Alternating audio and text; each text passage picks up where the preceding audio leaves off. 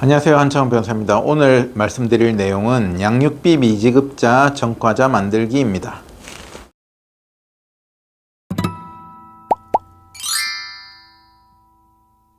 양육비 미지급 하시는 분들의 두 가지 핑계사항은, 첫 번째는 내가 전 배우자가 너무 믿고 싫다, 그래서 내가 저 사람한테 돈 주는 것 자체가 싫어서 거부하는 경우.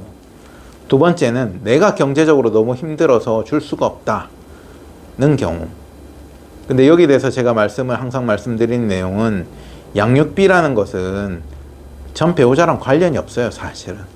내가 어쨌든 나의 유전자를 가진 아이를 낳았기 때문에 내가 그 아이에 대한 책임으로서 내가 아이를 키우거나 내지는 안 키우는 경우에는 양육비를 지급해야 되는 겁니다. 아시겠죠? 내가 아이를 낳는데 내가 경제적으로 힘들어서 밥을 살 돈이 없어서 아이를 굶겨 죽였다. 그럼 내가 형사처벌이 되죠. 왜 됩니까? 내가 힘들면 밥을 안 줄 수도 있잖아요가 아니잖아요. 어떻게든 책임을 져라는 겁니다. 아이를 낳은 이상. 그렇기 때문에, 그리고 전 배우자한테 주는 돈이 아니고, 사실은 전 배우자가 아이를 키우고 있고 아이는 미성년자이기 때문에 아이한테 주는 돈을 단지 미성년자를 키우고 있는 전 배우자한테 주는 것이지, 실질적으로는 아이에 대해서 주는 돈이다, 그렇게 생각하셔야 되고요. 양육비 미지급자에 대해서 어떻게 하면 전과자를 만들 수 있냐는 겁니다.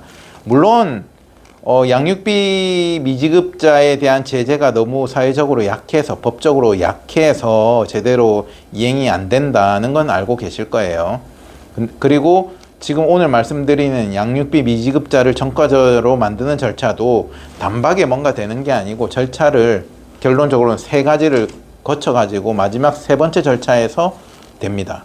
그래서 첫 번째, 그러면 뭐부터 해야 되느냐? 양육비를 안 줬다. 그러면은 여기 보여드리는 가사소송법 제64조에 따르면, 1항에 따르면 판결 등에 의해서 양육비 결정이 났는데 그 돈을 이행하지 않는 경우에는 법원에 신청해 가지고 이행명령을 받으셔야 돼요. 첫 번째.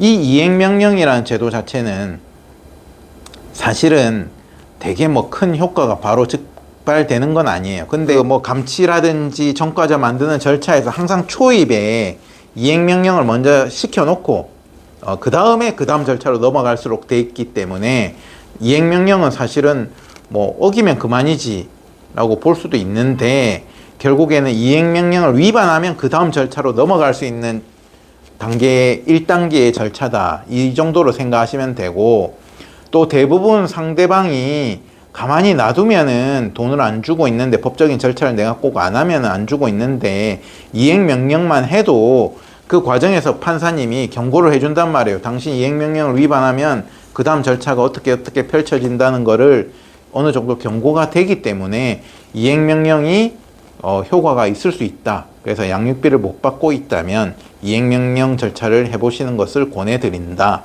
되게 큰 돈이 드는 절차가 아니기 때문에 너무 부담을 가지실 필요는 없어요. 근데 이걸 이행명령 절차도 잘 안 하시거든요. 왜냐면은 양육비를 미지급 받고 있는 당사자 입장에서는 당장에 경제적으로 힘들어요. 그러니까 바로 즉발적으로 어떤 효과가 나는 절차라면 그것을 돈 주고서라도 할 텐데, 일단 이행명령부터 해야 됩니다라고 말씀드리기 때문에 이행명령도 잘 안 하시려고 하시는 거예요. 하지만 이게 이행명령이 되게 진짜 소송처럼 몇백만 원 단위의 돈이 들어가는 건 아니기 때문에, 큰 돈이 들어가지 않는 절차니까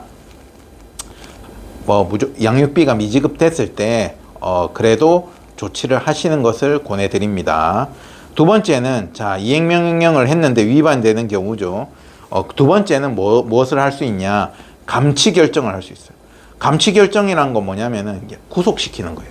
가사소송법 68조를 보시면은 써져 있죠. 제가 밑줄 친 부분만 보시면 됩니다. 64조 이행명령을 받은 사람이 아래의 사항을 위반하면은 감치를 명할 수 있다고 돼 있는데, 그러면 이행명령을 위반해가지고 밑에 내용을 보면은 정당한 이유 없이 3기 이상의 의무를 이행하지 아니한 경우 돼 있잖아요. 그러니까 양육비가 매달 이렇게 얼마씩 지급해라고 결정이 나 있을 거잖아요. 양육비를 3회 이상 미지급해야 돼요. 아까 말씀드린 이행명령은 단 한 번만 양육비를 안 주더라도 바로 신청하면은 이행하라는 명령이 떨어지고, 그리고 이행 명령이 떨어진 다음에는 그래도 3번 이상 연체됐다, 3회 이상 연체됐을 때는 양육비가 그러면은 가사소송법 68조에 따라서 감치 명령을 신청하시면 돼요. 그러면은 법원에서는 최장 30일입니다. 어쨌든 며칠 정도로는 법원에서 구속시키겠다고 경고를 주는 거죠. 여기서 거의 다 양육비를 지급합니다. 왜냐하면 감치명령 떨어지면 실제로 구속이 되기 때문에, 감치 결정이 떨어지면 구속이 되기 때문에 이걸 뭐 견뎌가면서까지 지급 안 하기는 상당히 어렵다. 그렇기 때문에 감치명령이 떨어지면, 감치 절차로 가면은 받을 확률이 높아진다. 그런데 정말 나는 몸으로 때우겠다, 배째라 정략이 있을 수가 있죠. 감치명령을 받고서도 이행하지 않는 경우가 생기잖아요. 그때 전과자를 만들 수 있어요. 그때 전과자를 만들 수 있는 법률은 계속 말씀드린 가사소송법이 아니고 양육비 이행 확보 및 지원에 관한 법률 27조에 보면 벌칙조항이 있습니다.